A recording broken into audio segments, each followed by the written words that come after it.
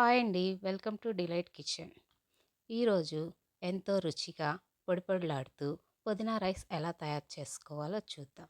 ఈ రైస్ పిల్లల లంచ్ బాక్స్లో కూడా చాలా బాగుంటుంది. ముందుగా 2 గ్లాసుల రైస్ తీసుకొని శుభ్రం చేసుకొని ఒక 15 నిమిషాల పాటు పక్కన ఉంచుకోవాలి. ఇందులోకి ఒక చిన్న సైజు పుదీనా కట్ట తీసుకొని నీట్గా శుభ్రం చేసుకొని అందులోనే కాస్త కొత్తిమీర, అల్లం, వెల్లుల్లి, పచ్చిమిర్చి వేసుకొని మెత్తని పేస్ట్ చేసుకోవాలి. కారం ఎక్కువ కావాలనుకునే వాళ్ళు పచ్చిమిర్చి ఎక్కువగా తీసుకోవాలి.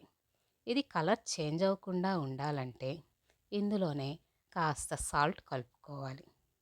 ముందుగా స్టవ్ మీద కుక్కర్ పెట్టుకొని అందులో ఆయిల్ వేసుకోవాలి. ఈ ఆయిల్తో పాటు నెయ్యి కూడా ఒక స్పూన్ యాడ్ చేసుకోవాలి. ఇందులో బిర్యానీ స్పైసెస్ అన్నీ యాడ్ చేసుకోవాలి. చిన్న సైజు పచ్చిమిర్చిని 3 తీసుకొని సన్నగా కట్ చేసుకొని వేసుకోవాలి.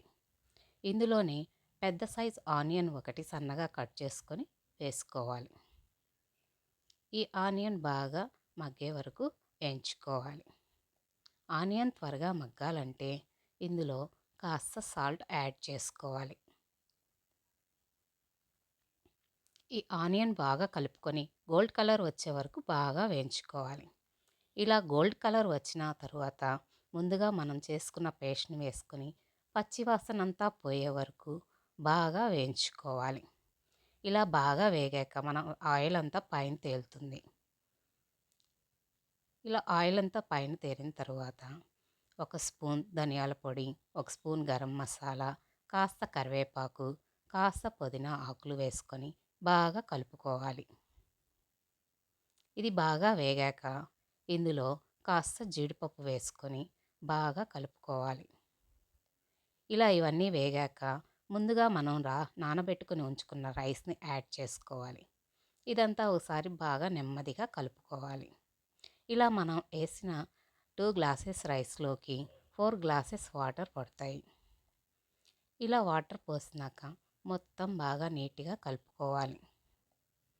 ఇలా కలుపుకున్నప్పుడు మనం ఇప్పుడే ఉప్పుని అడ్జస్ట్ చేసుకోవాలి. చూసుకొని ఇందులో కొంచెం ఉప్పు, అలాగే ఒక స్పూన్ నెయ్యి యాడ్ చేసుకోవాలి. ఇందులో నిమ్మరసం కాస్త పిండుకోవాలి. ఇలా నిమ్మరసం పిండడం వల్ల టేస్ట్ చాలా బాగుంటుంది.